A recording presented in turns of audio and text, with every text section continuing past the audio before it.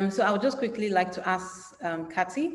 Kathy, you have vast experience using human-centered design thinking to solve challenges in communities at climate change level or at your training, either at Dartmouth College or during the Mandela Washington Fellowship Program in the US.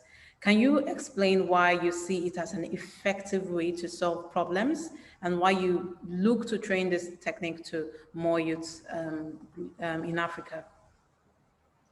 Great question, Cynthia. To me, it's about ownership. When you think about training, most of us have been used to, until recently, training one-on-one, somewhat smaller classrooms, right? 30 maybe. And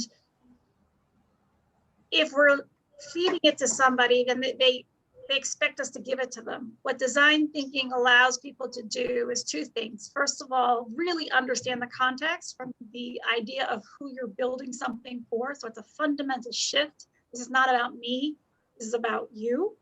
That empowers ownership at the level of the user. But also, I think it just changes how we work. Things don't always have to be perfect either. Right? Sometimes we wait till things are perfect. The way the world is moving, we need to get things to like 80% and then go test.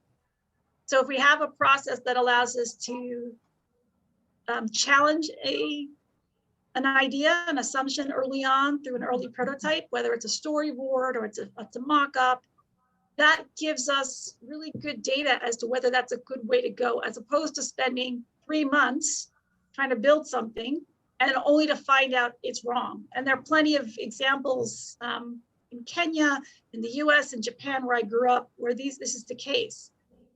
So I think it's just about making it multiply, giving people ownership. And I think when you think about future education, being curious, seeing how each one of us can change the world.